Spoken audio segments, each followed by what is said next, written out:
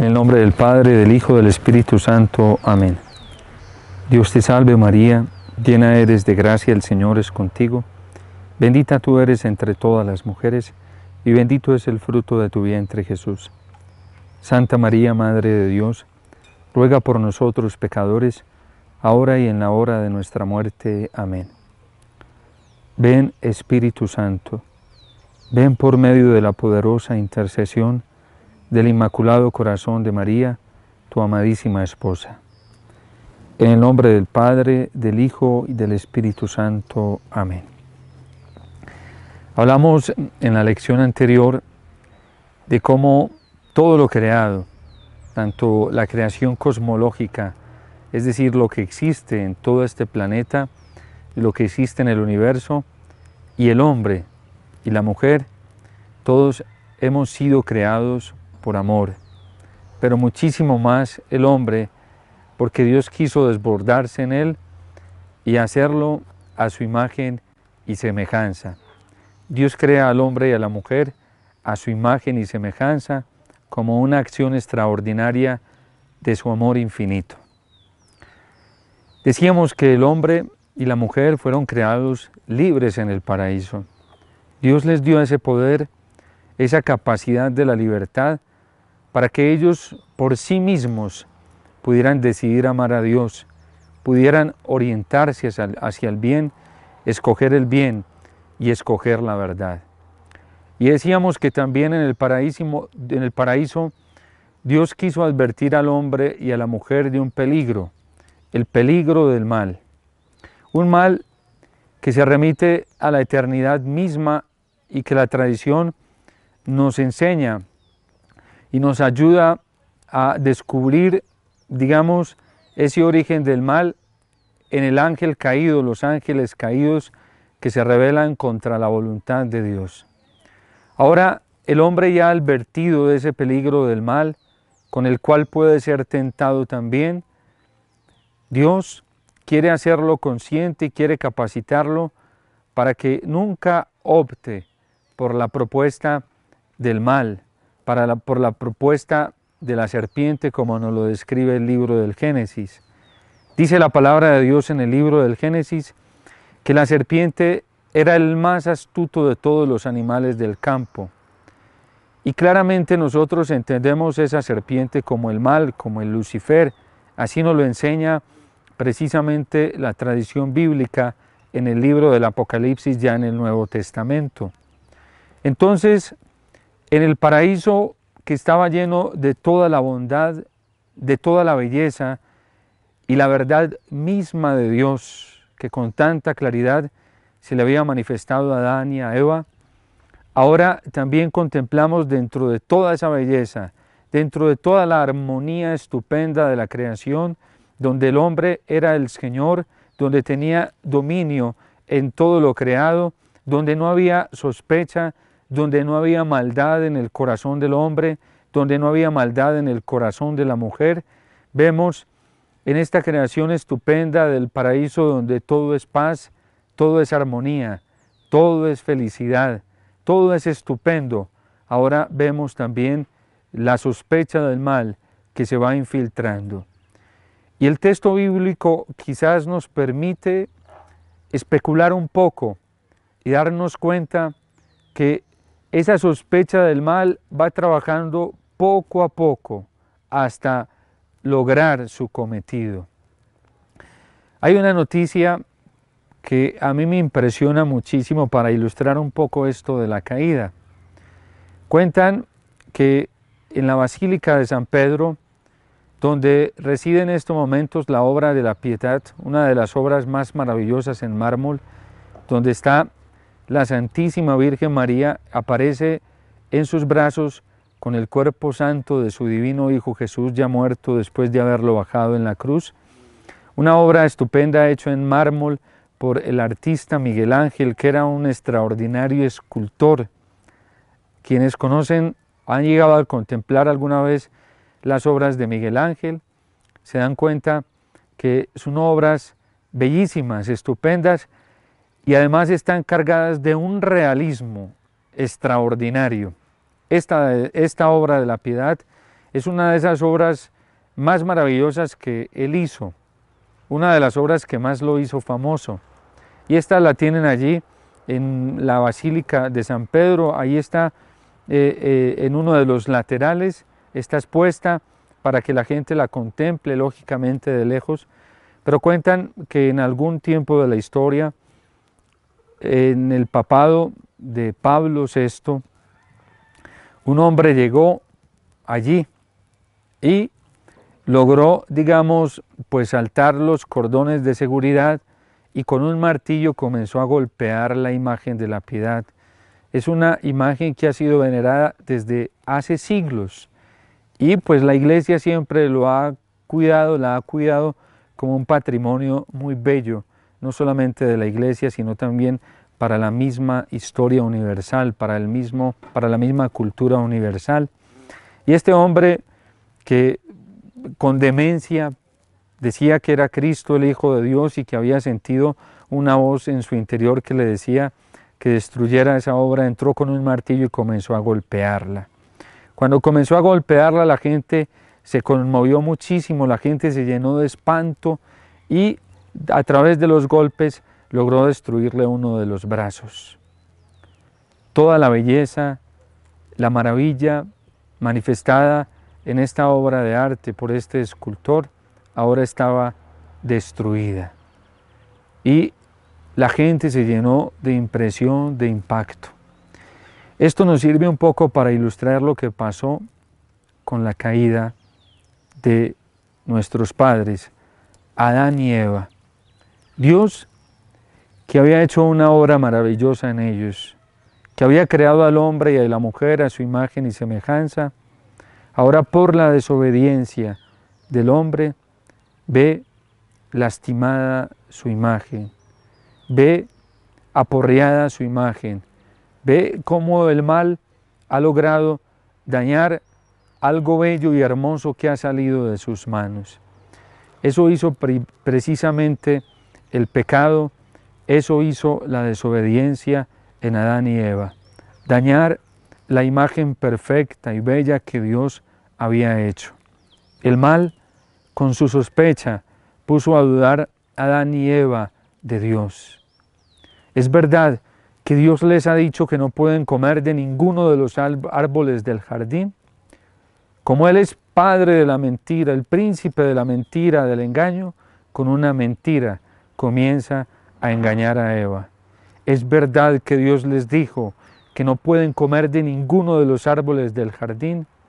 Dios en ningún momento les había dicho que no podían comer de ninguno, que podían comer de todos los árboles del jardín, pero del árbol que estaba en el centro, del conocimiento del bien y del mal, no podían comer, so pena de muerte.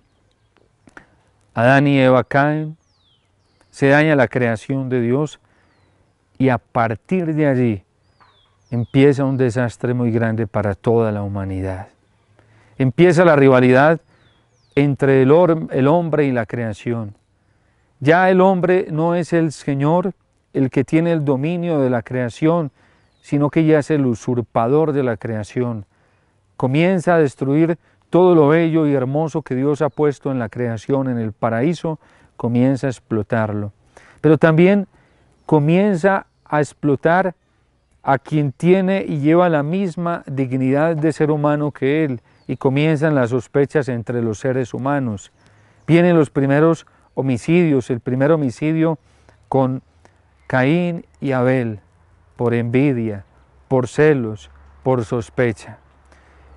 La caída del primer hombre trae la ruina para toda la creación, para toda la humanidad, a tal punto que el hombre ya no se halla, a tal punto que el hombre comienza a sentirse avergonzado y comienza a esconderse de Dios. Ya el hombre no se pasea con tanta tranquilidad por el jardín del Edén, porque tiene miedo a encontrarse con Dios.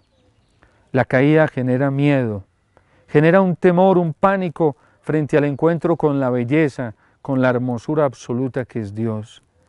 Por eso el pecado afecta profundamente la vida interior del ser humano, afecta profundamente la relación con Dios, afecta profundamente la relación con los demás, afecta profundamente la relación con toda la creación. Y entonces el ser humano que ha pecado ya comienza a ser sospechoso para todo el mundo, ya comienza a ser mirado por desconfianza, incluso por los mismos animales, incluso comienza a ser mirado por desconfianza por su misma mujer. El ser humano comienza a ser mirado con mucha desconfianza, porque el daño que hace el pecado en nosotros es muy terrible. El daño que ha hecho el pecado en la creación bella y hermosa de Dios es un daño muy terrible. Necesitaremos un remedio supremo.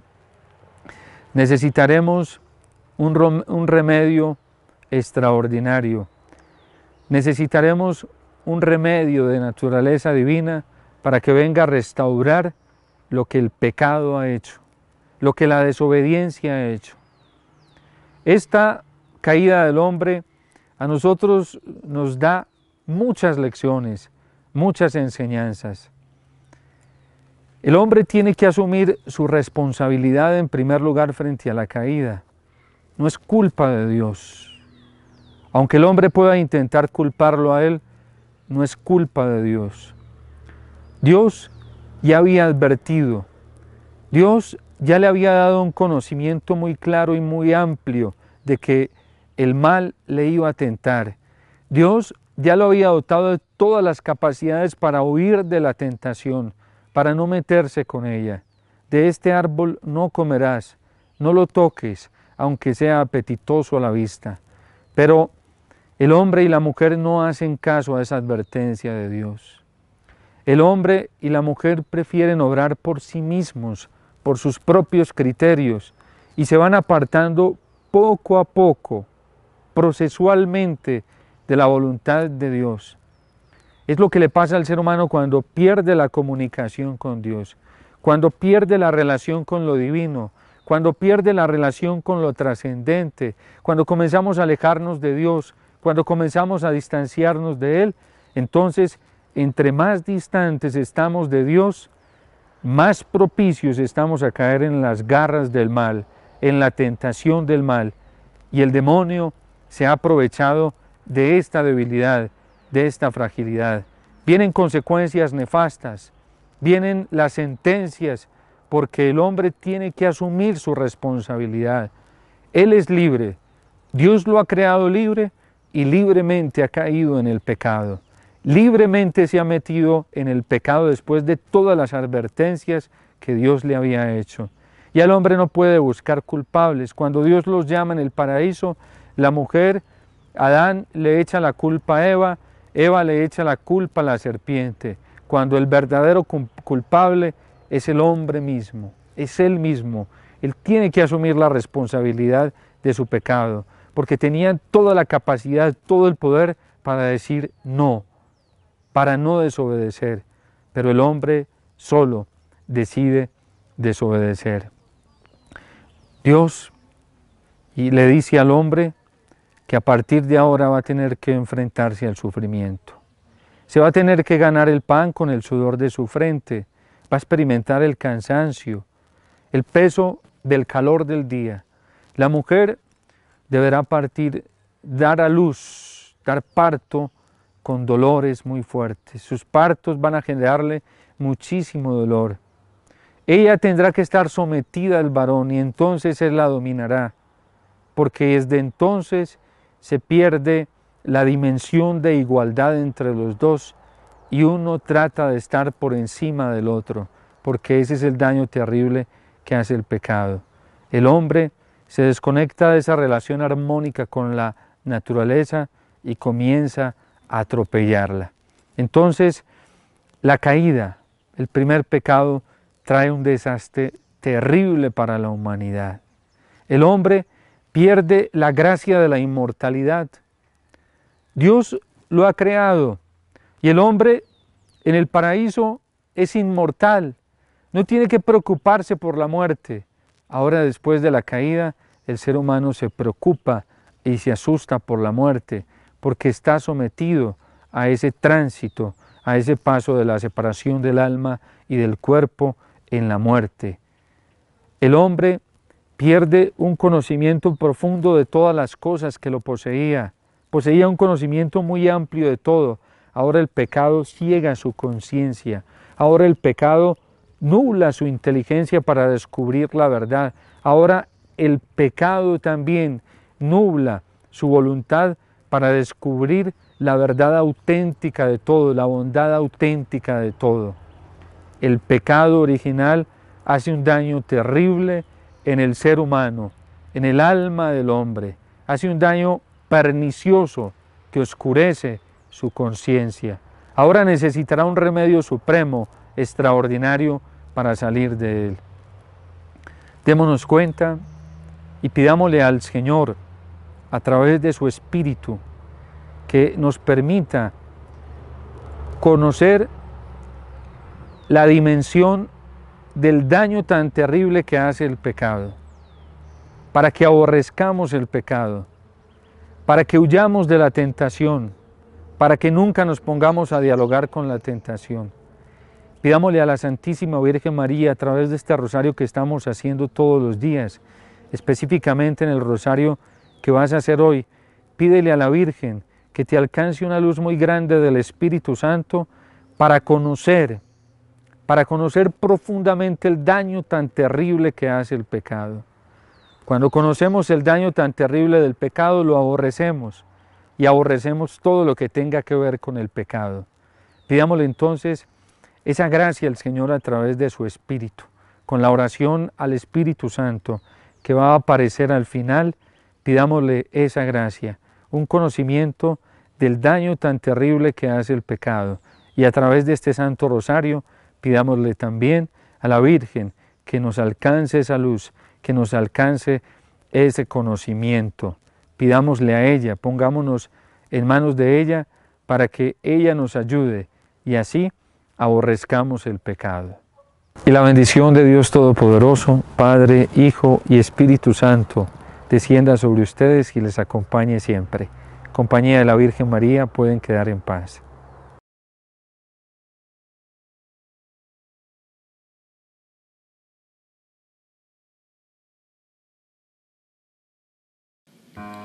Ven, Espíritu Santo, llena los corazones de tus fieles y enciende en ellos el fuego de tu amor. Envía, Señor, tu Espíritu y vivirán todas las cosas, y renovarás la faz de la tierra. Oh Dios, que por la ilustración del Espíritu Santo has enseñado a las almas de los fieles, concédenos saber rectamente, según el mismo Espíritu, y gozar siempre de sus consuelos, por Jesucristo nuestro Señor. Amén.